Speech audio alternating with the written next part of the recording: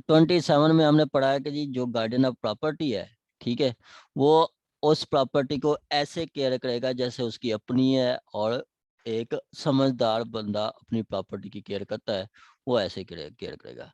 दूसरा 28 में कहता है कि जब गार्डियन बना है विल से या किसी कंट्रैक्ट से, तो वो प्रॉपर्टी जो सेल, मॉर्गेज या ट्रांसफर या गिफ्ट करेगा, तो उस विल की टर्म्स एंड कंडीशन के अकॉर्डिंग करेगा, विल की टर्म्स एंड कंडीशन के अगेंस्ट नहीं जा सकता। ठीक हो गया। इसी तरह 29 में कहा गया है कि जी अगर एक गार्डियन अपॉइंट हुआ है जिसको कोर्ट ने अपॉइंट किया है, गार्डियन को कोर्ट ने अपॉइंट किया है, जिसको डी जुरे गार्डियन कहते हैं, वो कोई प्रॉपर्टी गवार्ड की जो प्रॉपर्टी है, mortgage, sale, charge, gift exchange करेगा तो कोर्ट की इजाजत के साथ करेगा। ठीक है, कोर्ट की इजाजत के बगैर वो नहीं कर सकता। 30 में कहा गया था कि जी आपका 28 और 29 की जो कॉन्ट्रावेंशन करेगा वो एक्ट वाइडेबल होगा। सपोज के 28 में कहता है कि जी टर्म्स एंड विल की टर्म्स एंड कंडीशन के अकॉर्डिंग सेल करेगा, विल की टर्म्स एंड कंडीशन के अगेंस्ट करता है तो वो वाइड होगा। इसी तरह 29 में कहा गया कि जी वो सेल करेगा तो कोर्ट की परमिशन से करेगा, कोर्ट की परमिशन के बगैर सेल करता है तो वो सेल वाइड होगी, उस सेल की कोई वैल्यू नहीं होगी। ठीक हो गया। आगे आ जी 31, practice with respect to permitting transfer under 21 में वो जो आपका जो इजाजत देती है वो कोर्ट कैसे देगी, permission to guardian to do any of the act mentioned in section 29 shall not be granted by court except in case of necessity or evident advantage of a ward। के कहता है कि जी इजाजत जो होगी ना, परमिशन वो प्रॉपर्टी सेल करने की, वो कोर्ट देखेगी जहां पे वेरी नेसेसिटी हो। वेरी नेसेसिटी है मतलब बच्चों की एजुकेशन के लिए, स्कूलिंग के लिए पैसे ही नहीं है वार्ड के पास, तो वो वार्ड की प्रॉपर्टी सेल कर सकता है। ये उसकी सफिशिएंट ग्राउंड होगी, उसकी स्कूलिंग के लिए, उसकी फूड के लिए, उसकी प्रॉपर केयरिंग के लिए, और अगर पैसे चाहिए तो वो आप सेल कर सकती है, वरना सेल की इजाजत नहीं दी जाएगी। आगे कहता है आपका दी order granting permission to shell decide necessity advantage, यही आपका है। आगे कहता है कि जब वो कोर्ट ऑर्डर करेगी तो ये चीजें देखेगी, जब प्रॉपर्टी सेल करी जाएगी तो वो ये चीजें देखेगी, क्या sale shall not be complete without the sanction of court, के सेल जो होगी कंप्लीट होगी कोर्ट की इजाजत से। मतलब कंप्लीट कब होती है वो हमने पढ़ा था कि जी जब ओपन कोर्ट में सेल होगी तो पहले 25% पे, बिड में सेल होगी 25% उसी टाइम जमा करा दिया जाएगा, बाकी जो है आपका जो 75% जो है बकाया अमाउंट, रिमेनिंग अमाउंट है वो 30 दिन में, और वो कंप्लीट कब होती है जब आपको उसको फाइनल जो पेमेंट होती है, फिर सर्टिफिकेट मिलता है, सर्टिफिकेट कोर्ट की इजाजत से मिलेगा। आगे कहता है sale be made to highest bidder, open place में होगी, सपोज के ये प्रॉपर्टी है वो ओपन ऑक्शन में होगी, पब्लिक ऑक्शन में होगी, जिसको कहते हैं नीलामे आम। ठीक है, उसमें जो हाईएस्ट बिडर होगा, जो हाईएस्ट प्राइस देगा, उसको सेल कर दी जाएगी। आगे कहता है lease shall not made in consideration of premium. ठीक है, कहता है that the lease shall not be made in consideration of premium या shall be made for the term of years and subject to such rent या covenant of course direct. ठीक हो गया। कहता है वो आपकी जो सेल मतलब उसकी जो लीज वगैरह होगी उस प्रॉपर्टी की, वो प्रीमियम से कम नहीं होगी। ठीक है, प्रीमियम से कम नहीं होगी, या वो एयर्स में अगर होती है तो वो कोर्ट की डायरेक्शन में होगी। एयर्स से मुराद मतलब आपकी 1 साल से ज्यादा। आगे कहता है द होल और any part of proceed of act permitted shall be paid into the court by guardian to be dispersed as their form or to be invested by the court on the prescribed securities or otherwise, prescribed securities or otherwise, वो जो amount होगी उसका वो कहता है कि जी उनको court में जमा कराया जाएगा, गार्डियन कोर्ट में जमा कराएगा, कोर्ट जो है उसको उसके हिसाब से देखेगी कि मतलब जितनी उसको खर्च की जरूरत होगी तो उतनी देगी, बाकी वो इन्वेस्ट करेगी। इन्वेस्ट वो का वो बताता है कि जी गवर्नमेंट के बॉन्ड्स ले लेंगी या गवर्नमेंट की ट्रेडी में सेल जमा कराया जाएगा। ये जो प्रॉपर्टी सेल हो रही है उसकी बातें हो रही है। ठीक हो गया। आगे 4 में कहता है कि before granting the permission to mention in 29, the code may cause notice to person given our friends who may given a friends who should in opinion receive notice thereupon should be beware and record of statement and record and statement of person in opposition of court। देखें इसका वो हम guardian ward act को भी साथ साथ पढ़ेंगे। तो वो नोटिस करता है कि इसको नोटिस करता है जो पर्सन इफेक्टिव हूँ, जो पर्सन इफेक्टिव हूँ उससे।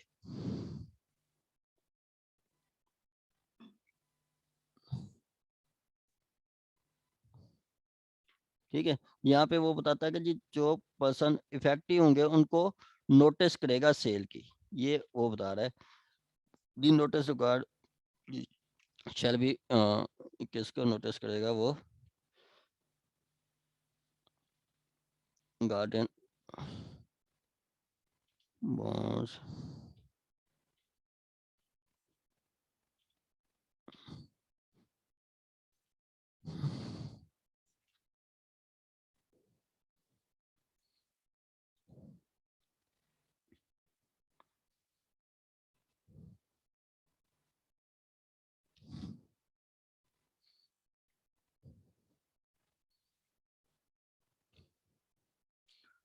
वो यहाँ पे वो कहता है कि जी वो कोर्ट जब सेल होगी तो उसमें उन लोगों को नोटिस करेगी जो कोर्ट को लगता है कि जी उनको नोटिस करने चाहिए, जो कोर्ट को लगता है कि जो वो उस आर्डर से इफेक्टिव होंगे, वो उस आर्डर से इफेक्टेड होंगे तो उनको नोटिस किया जाएगा।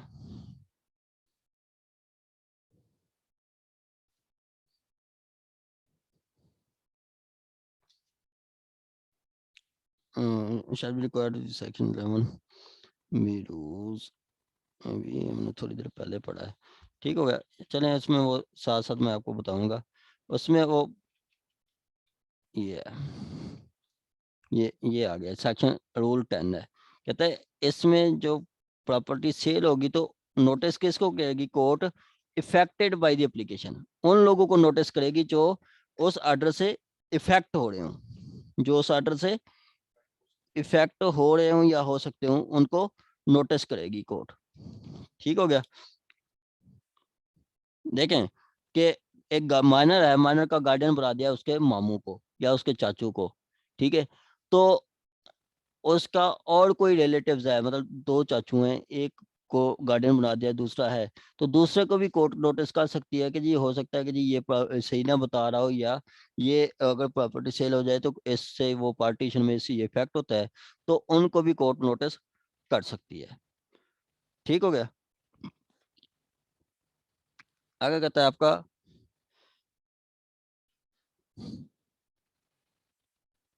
32, कहता है variation of powers of guardian appointed or declared by court. कहता है where a guardian where a guardian of ward has been appointed or declared by court, such guardian is not collector। मतलब वो collector की बात नहीं हो रही। such guardian is not collector। the court may from time to time order define restrict to his power from time to time order by order से define करेगा, restrict करेगा या एक्सटेंड करेगा power with respect to property of wards. ठीक है। कि उसको जो पावर्स दी गई थी वो उस पावर को बढ़ा भी सकता है, पावर्स को लिमिट भी कर सकता है, और उसकी पावर जो है वो डिफाइन भी कर सकती है कि जी ये इसकी पावर में आता है या नहीं आता। ठीक हो गया, ये इसकी पावर में आता है या नहीं आता। सपोज के उन्होंने कहा कि जी ये आपका पास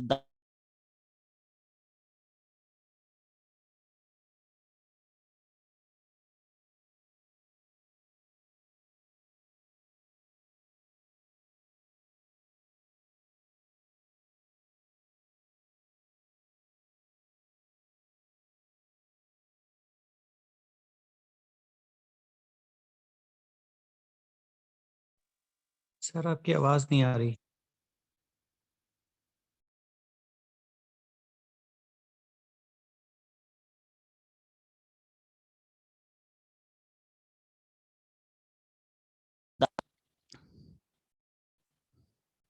ठीक हो गया, अब आ रही होगी आवाज। ठीक हो गया। उस टाइम वो मतलब उसकी उसको डिफाइन करना, डिफाइन उसकी पावर्स को डिफाइन कर सकता है। मतलब वो उसकी प्रॉपर्टी दी गई है, उसमें नहीं लिखा गया, ऑर्डर में नहीं लिखा गया कि जी वो कल्टीवेट भी कर सकता है। तो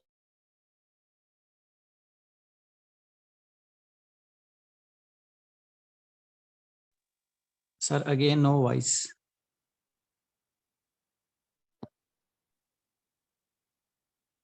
आपकी आवाज म्यूट हो गई है सर।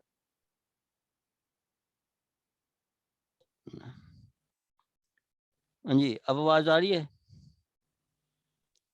अब ठीक है।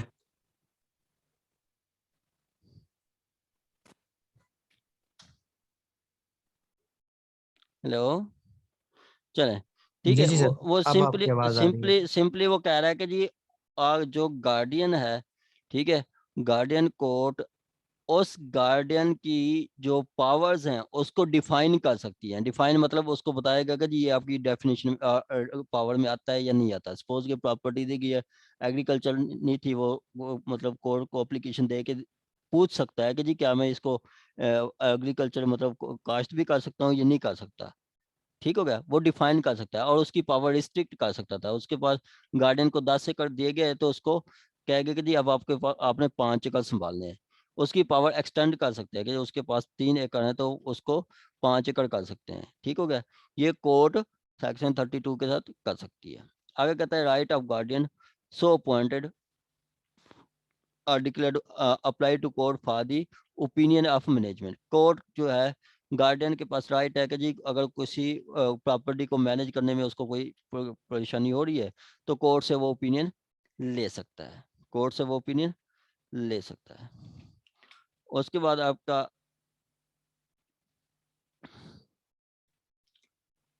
कोर्ट उसको जो मुनासिब हो गया अपनी ओपिनियन देगी। अगर 34 है कि जी obligation of guardian, obligation of guardian on guardian of property appointed declare. उसकी ऑब्लिगेशंस क्या होंगी? When guardian appointed or declared by court and such guardian is not collector. मतलब कलेक्टर पे के लिए ये जरूरी नहीं होगा, कलेक्टर के लिए ये जरूरी नहीं होगा। ठीक है। क्या करेगा? ही शैल, वो क्या करेगा? He shall if so required by court to give bond as nearly the prescribed as to जज to ensure the benefit of the benefit of judge for the tampering without the sureties as prescribed engaged on it। लेकिन जब भी हम guardian बनते हैं, ठीक है, तो उसमें कोर्ट को छोटी देनी पड़ती है। अभी मैंने गार्डियन अपॉइंट करवाया था माइनर का, वालदा को गार्डियन अपॉइंट किया गया है तो कोर्ट ने 10 लाख की छोटी मांगी है। ठीक है। इसी तरह ये जितनी प्रॉपर्टी दी जा रही है उसकी भी प्रॉपर उतनी भी हो सकती है। 1 करोड़ भी हो सकता है, 2 लाख भी हो सकता है, 10 लाख भी हो सकता है। कोर्ट उससे बॉन्ड ले सकता है कि कल को आपने इसको सही मैनेज करना है, कल को आपने इसको वेस्ट नहीं करना। अगर कोई वेस्ट करता है तो उसको कोर्ट पेनलाइज कर सकती है। ठीक हो गया। या उसकी प्रॉपर्टी जो बॉन्ड दिया गया उसको प्रॉपर्टी को अटैच एंड सेल कर सकती है। आगे बी में कहता है if so required by court deliver to the court within 6 month. ठीक है। अब 6 month from the date of appointment of court. ठीक है। जब कोर्ट अपॉइंट करेगी तो उसके 6 महीने के मतलब में वो क्या करेगा? स्टेटमेंट देगा अब प्रॉपर्टी बिलोंगिंग टू वार्ड के, वो गोशवाड़ा जमा कराएगा। ठीक है। गोशवाड़ा के जी ये प्रॉपर्टी है, ये ऐसे मैनेज की जा रही है। ठीक है। अब ये हाई कोर्ट रूल्स क्या कहते हैं? हाई कोर्ट रूल्स कहते हैं कि जी आपका हाई कोर्ट रूल्स कहते हैं कि आपका ये जो ये इधर है, ये फार्म सी में है। ठीक है। ये इस तरह का फार्म सी में हम वो गोशवाड़ा जमा कराते हैं। ठीक है कि जी ये इसकी प्रॉपर्टी है, ये ऐसे मैनेज की जा रही है। ठीक हो गया। और हाई कोर्ट रूल्स यही कहते हैं कि जी ये 1 दफा भी जमा हो सकता है और 2 दफा भी जमा हो सकता है। ठीक है। 1 दफा भी जमा हो सकता है और 2 दफा भी जमा हो सकता है।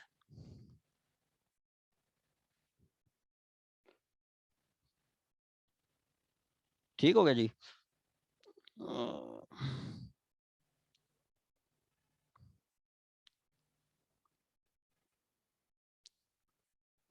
चलें जी, आगे जी आपका कहता है ये आपका 34 सिर्फ आपका गोशवारा जमा कराना पड़ता है कि जी आप सेमी एनुअली या एनुअली, ठीक है, मतलब 6 माह बाद या सालाना आपने उसकी प्रॉपर्टी बतानी है कि जी कैसे आप इस्तेमाल कर रहे हैं, ठीक है। If so required exhibit his account in court as such type at court में डायरेक्ट, ये एक दफा भी हो सकता है या डबल टाइम भी हो सकता है। आगे कहता है if court required pay the court such time balance due from his those account also of, के कहता है कि जी अगर पैसे ज्यादा हैं तो कोर्ट कहेगी कि जी बकाया आप मुझे जमा करवाएं, बकाया आप मुझे जमा करवाएं, मतलब कोर्ट कहेगी कि जी फलां अकाउंट में जमा करवा दें। ठीक हो गया।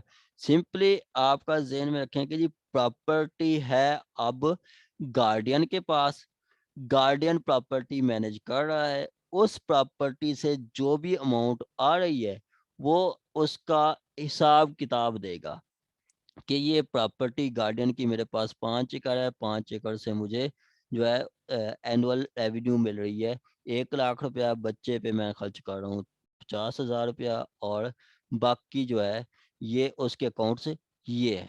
वो अगर पैसे ज़्यादा बचते हैं तो कोर्ट उसको कह सकती है कि जी ये फलां बैंक में जमा करवा दें या ट्रेडरी अकाउंट में कोर्ट के अकाउंट में जमा करवा दें। ठीक हो गया।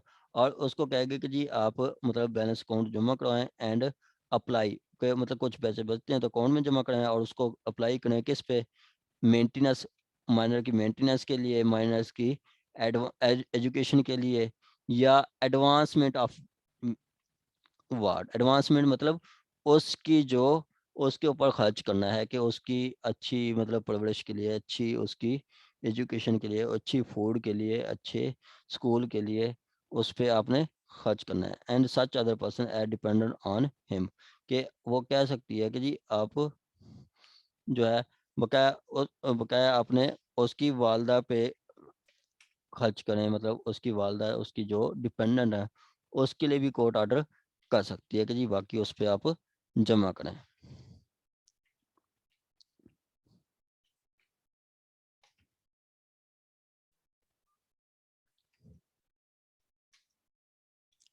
ठीक हो गया जी।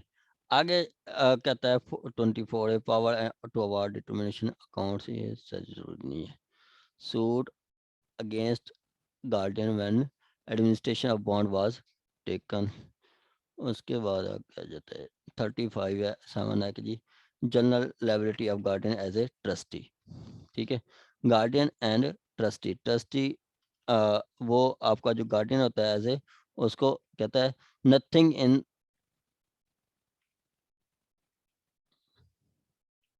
nothing in either of the last two foregoing sections shall be instituted that constitute to deprive a ward from his representative of any liability against guardian or representative of guardian, which not being expressly provided for those section or other beneficiary in respect in representative would have against his trustee या representative of the trust, representative of trust के liability आपकी जो guardian की होगी वो as a trustee होगी, उसको वो जो दिया गया है वो एक मतलब जो उसको प्रॉपर्टी दी गई है एज ए ट्रस्टी, वो एज ए ट्रस्टी है और फिड्यूशरी रिलेशन में है, उसको वो वेस्ट नहीं कर सकता, वो उसका एज ए लायबल होगा जैसे आपका ट्रस्टी है। आगे कहता है right of survivorship among joint guardian, कहता है व्हेन देयर आर टू और more when on the death of two और more joint guardianship the guardian continue to survival until further appointment is made. ठीक है, सपोज के देखें 4 guardian थे, उनमें से एक की डेथ हो जाती है या 2 की डेथ हो जाती है तो बाकी उसको कंटिन्यू रखेंगे उस प्रॉपर्टी को जब तक नेक्स्ट कोई गार्डियन अपॉइंट नहीं हो जाता।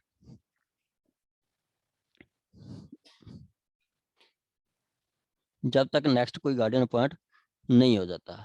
आगे जी most important removal of guardian. ये अभी हमारे एग्जाम में आया था। ये एग्जाम हमारे जो थे उसमें ये क्वेश्चन आया था कि जी गार्डियन को, ये हाँ 2020 के हैं। पहला ये है जी ये है जी once time begins to run,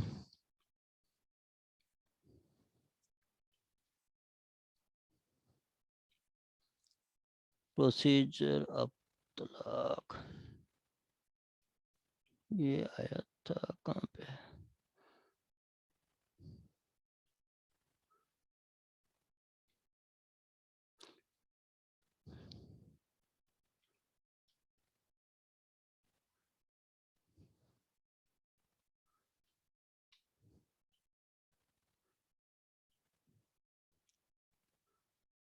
ये question 4 grounds of removal of guardian and session of responsibility. Removal of guardian की ग्राउंड्स डिस्कस करें तो वो यही ग्राउंड्स है।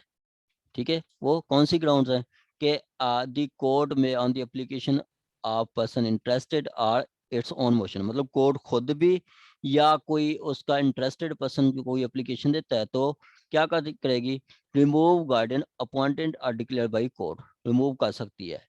ठीक है, or guardian of will in following cause, in following causes, या आप कह लो कि जी following grounds, following ground, in grounds पे वो कोर्ट उसको रिमूव कर सकती है कि अब्यूज ऑफ ट्रस्ट, वो ट्रस्ट को मिस यूज करता है, अब्यूज करता है। ठीक है, जो उसको मतलब जिस चीज के लिए मतलब उसको कहा गया कि जी आपने अपने अपने उससे प्रॉफिट नहीं कमाना, उस प्रॉपर्टी से वो प्रॉफिट कमाता है या उसको अपने इस्तेमाल में ले आता है, तो वो क्या है, वो ट्रस्ट को अब्यूज कर रहा है। ठीक है क्या, आगे कहता है for continued failure to perform duties, अगर वो उसकी जो ड्यूटीज हैं वो परफॉर्म करने में नाकाम हो जाता है, मतलब प्रॉपर्टी को सही मैनेज नहीं करता। ठीक है, वो प्रॉपर्टी को मैनेज नहीं करता, डिस्ट्रॉय करता है, अपनी ड्यूटीज परफॉर्म करने में नाकाम हो जाता है, बच्चों की स्कूलिंग नहीं करता, बच्चों की एजुकेशन नहीं करता, फूड पे गौर नहीं करता, तो कोर्ट उसको रिमूव कर देगी। आगे कहता है incapacity to perform duties, incapacity है वो आपका इनकैपेबल हो गया है कि वो मतलब कोई फिजिकली या मेंटली या कोई सी भी हवाले से वो इनकैपेबल हो गया तो वो उसको रिमूव कर दिया जाएगा। इल ट्रीटमेंट और neglect to proper care of ward, कि वो बच्चे को मारता है, बच्चे को जदोकोब करता है। ठीक है, प्रॉपर उसकी केयर नहीं करता। ठीक है, तो वो भी उसको रिमूव कर दिया जाएगा। या कहता है contemptuous discard to the provision of any court. ठीक है, कोर्ट की किसी मतलब कोर्ट ने कोई मतलब आपका इस एक्ट की किसी प्रोविजन को आपका वो मतलब खिलाफ वर्जी करता है। कंटेम्पशियस होता है कि उसके अगेंस्ट जाना, कंट्रावेन करता है। ठीक है, कंट्रावेन करता है, जैसे 26 में बताया गया कि जी वो गार्डियन को किसी दूसरी कोर्ट में किसी दूसरी जुरिस्डिक्शन में नहीं ले जाएगा। अगर ले जाता है तो वो क्या किया, उसने एक्ट की वायलेशन की है, तो कोर्ट इस सिचुएशन में उसकी रिमूवल कर सकती है, रिमूवल कर सकती है। आगे कहता है for the conviction of offence implying of implying opinion of court defect the character unfit him to be guardian, के उसको सजा हो जाती है, कोर्ट से कन्विक्शन हो जाती है। ठीक है, उसको कोर्ट से कन्विक्शन हो जाती है तो फिर भी वो रिमूव हो जाता है।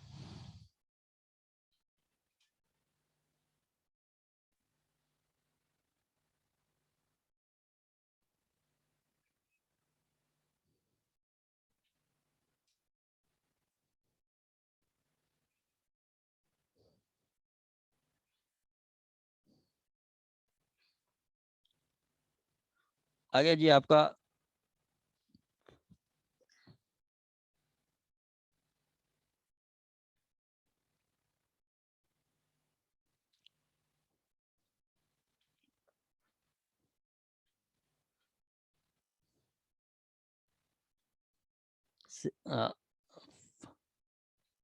आगे कहता है आपका कि जी for ceasing to reside with the local jurisdiction, मतलब वो एक अपनी जुरिसडिक्शन से चला जाता है तो उसको रिमूव कर दिया जाएगा। ठीक हो गया। जैसे वो 26 में बताएगा कि जी वो कोर्ट की इजाजत के बगैर वो बाहर से नहीं ले जा सकता। उसके बाद कहता है कि जी आपका उसका वो इंटरेस्ट, एडवर्स इंटरेस्ट, मतलब उसके इंटरेस्ट के अगेंस्ट जाता है। उसका इंटरेस्ट बच्चे का क्या है कि जो उसकी प्रॉपर्टी को प्रोटेक्ट किया जाए, उसकी प्रॉपर्टी को प्रोटेक्ट नहीं करता, या उसकी प्रॉपर्टी से प्रॉफिट कमाता है, तो वो क्या है, वो उस बच्चे के इंटरेस्ट के एडवर्स जा रहा है। जब वो बच्चे की प्रॉपर्टी के एडवर्स जाएगा तो वो उसको रिमूव कर दिया जाएगा। आगे कहता है कि in case of guardian of property for bankruptcy और इंसॉल्वेंसी, ठीक है, बैंकरप्सी या इंसॉल्वेंसी के मतलब वो आपका बैंकरप्ट हो जाता है, मतलब दिवालिया हो जाता है, उसकी प्रॉपर्टी खुद सेल हो जाती है, अब उसके पास कुछ नहीं है, तो उसको, वो भी एक ग्राउंड होगी, उसको रिमूव कर दिया जाता है। ठीक है, कहता है by reason of guardian ceasing और being liable to cease under the law who is minor to subject. ठीक है, अब देखें माइनर मेजर हो जाता है, ठीक है, तो उस टाइम भी उसको रिमूव कर दिया जाएगा। ठीक है, by the reason of guardianship ceasing या liable to cease under the act of which minor is lease, मतलब वो आपका गार्डियन सीज हो जाएगा जब माइनर आपका मेजर हो जाएगा।